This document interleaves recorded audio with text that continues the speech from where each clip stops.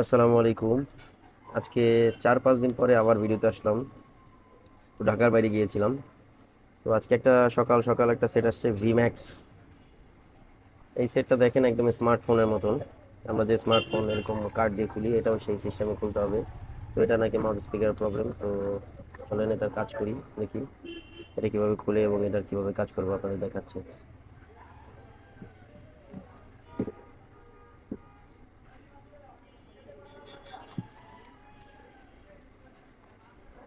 আমি সবসময় একটু লিকুইড ইউজ করি ব্যাক শেলে। হিট দিলে হয় কি, অনেক সময় হিট দিলে ওই যে জায়গাগুলো আছে, ব্যাকশেলের নিচে যে জায়গাগুলো আছে ওই জায়গাগুলোতে আসলে হিট পড়লে, মানে যদি ছোট জিনিস হয় তাহলে হচ্ছে পুড়ে যেতে নেই, বা হচ্ছে প্লাস্টিকগুলো একদম একদম পুড়ে যায়।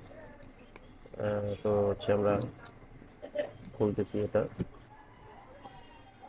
আসলে এক এক সেটটা এক একভাবে খুলতে হয়। যেগুলো পলিমার প্লাস্টিক, মানে পিছনে হচ্ছে প্লাস্টিকের ব্যাটসেল, সেগুলো আমি এরকম চেষ্টা করি লিকুইড দিয়ে খোলার, গ্লাসের গুলো। কিন্তু অনেকগুলো প্লাস্টিক আছে, ওপ্পো, শাওমি, ভিভো, এখনকার যে একদম লেটেস্ট যে সেটগুলো, ওগুলোতে আমি লিকুইড ইউজ করি না।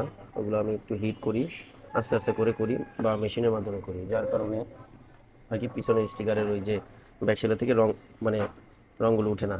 তো এখন আমরা এটা স্ক্রুগুলো খুলে নিচ্ছি।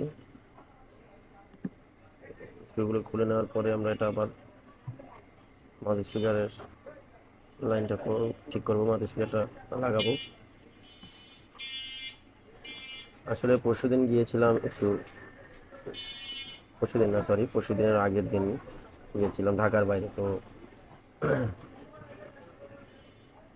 ঢাকার বাইরে থেকে আসার সময় হোন্ডা দিয়ে রাইড করতেছিলাম। তো রাইড করার সময় যখন আমরা হাইওয়ে থেকে আসতেছি, তো একটা ইনসিডেন্টের সম্মুখীন হয়। ইনসিডেন্ট হচ্ছে এরকম: একটা মুরব্বী মহিলা মানুষ রাস্তা পারাচ্ছিল।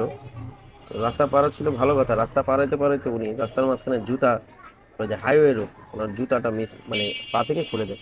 উনি কি করছে, সেই জুতা নেওয়ার জন্য পিছনে আবার ব্যাক করে। তো এর কারণে কি হয়েছে,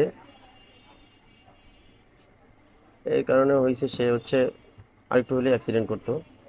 কয়েক সেকেন্ডের ব্যবধানে সে বেঁচে গেল, এবং আমিও গাড়িটা থামাইতে সক্ষম হই। তো মুরব্বীরা যারাই আসলে রাস্তা পার হয় না কেন, তাদেরকে উচিত আসলে হাইওয়েতে একটু দেখে শুনে পার হওয়া। কারণ এই হাইওয়েতেই অ্যাক্সিডেন্টগুলো এমনভাবে হয় যার যার কারণে আর এই পরিচিত মানুষ, আত্মীয় স্বজন আর ফিরে আসে না, সেগুলো অদেখা হয়ে যায়। তো আমার মতে